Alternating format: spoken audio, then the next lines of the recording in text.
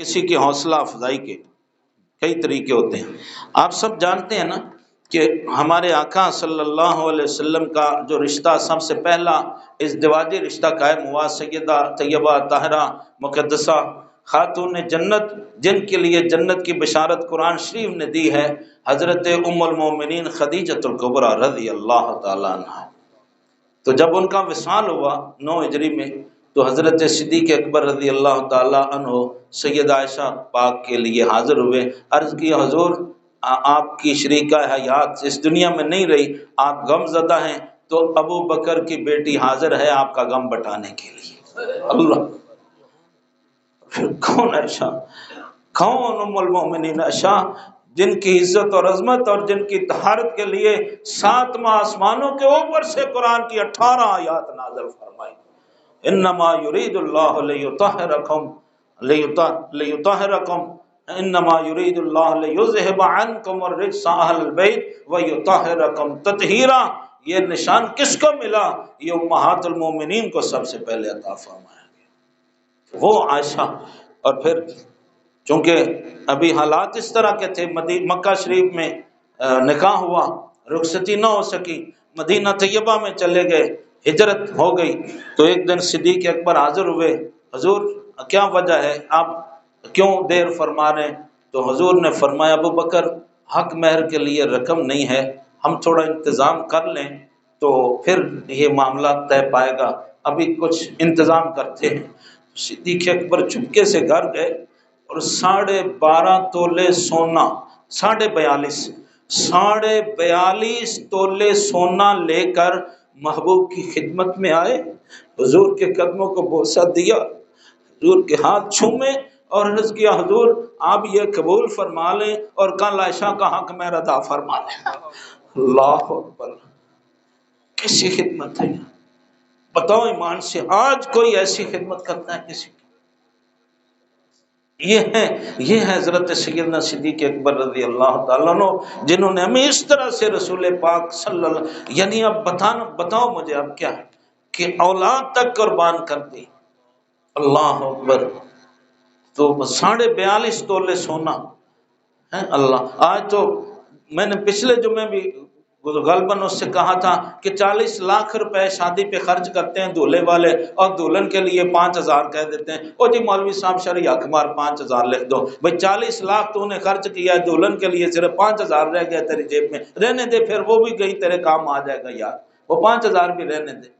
مصطفیٰ کریم علیہ السلام نے اپنی بیویوں، اپنی شہزادیوں کی 500 روپے سے اس وقت کے رائج الوقت سے کم نہیں رکھا، آج کے وہ لاکھوں بنتے ہیں۔ صدیق اکبر رضی اللہ تعالیٰ عنہ کو پتا تھا کہ حق مہر کم از کم اتنا ہو سکتا ہے، لیکن صدیق نے 43 تولے سونا خود حضور کی پہ عرض کیا۔ جب حضور نے فرمایا کہ ابھی حق مہر کے انتظام نہیں ہوا، تو خود ہی لا کر عرض کیا حضور جب میں نے اپنی نور نظر دے لیے تو یہ سونے کی کیا حیثیت باقی رہ جائے، یہ بھی آپ قبول فرما۔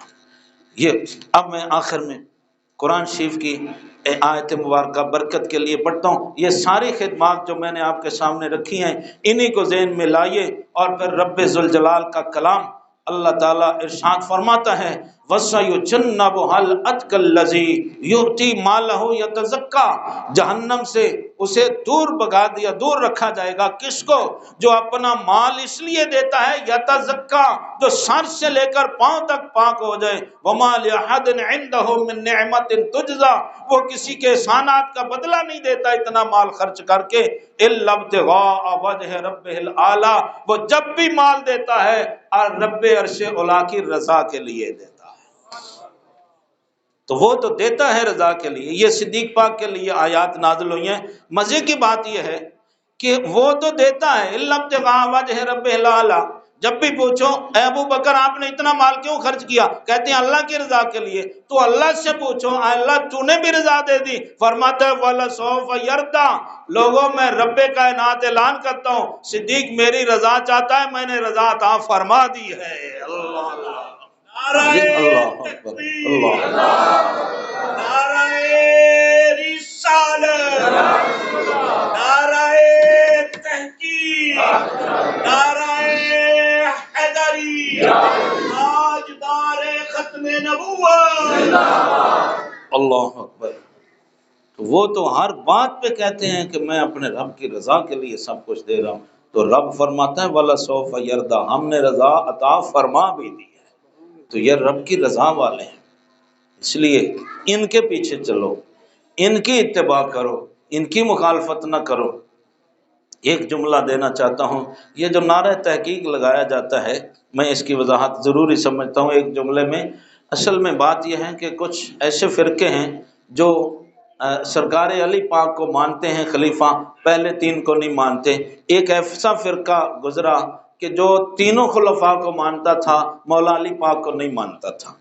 جی ایک ایسا بھی فرقہ گزرا کہ وہ خلفاء ثلاثہ کو مانتا تھا، عثمان غنی تک، آگے مولا علی کو خلیفہ نہیں مانتے تھے، تو وہ بھی گزرے۔ اور کچھ ایسے ہیں آج بھی ہیں جو علی کو مانتے ہیں، تینوں کو نہیں مانتے، اور کچھ ان کو نہیں مانتے، ہاں جی علی کو نہیں مانتے ان کو مانتے ہیں۔ اہل سنت و جماعت نے تحقیق کر کے ثابت کیا ہم نہ تین کا انکار کرتے ہیں نہ ایک کا، ہم چاروں کو برحق مانتے ہیں، پھر ہم کہتے ہیں نعرہ تحقیق حق چار یار۔ اس کا معنی یہ نہیں ہے کہ حق چار یار صرف یہ چار خلیفے حق ہیں باقی صحابہ نہیں، اس کا معنی یہ ہے کہ چار خلیفے برحق ہیں، یہ معنی ہے اس کا۔ کیونکہ کوئی آج کل لوگ غلط بھی مطلب لے لیتے ہیں، اچھا جی حق چار یار کا یہ معنی ہے یہ چار صحابی برحق ہیں باقی کی چھٹی ہے، اور نہیں بھائی خلافت کی بات ہو رہی ہے، خلافت نہیں مانتے تو اہل سنت کہتے ہیں حق چار یار، ابو بکر بھی حق خلیفہ ہے، عمر بھی برحق ہے، عثمان بھی برحق ہے، مولا علی بھی برحق ہے۔ نعرہ تحقیق! پاکستان کا مطلب کیا؟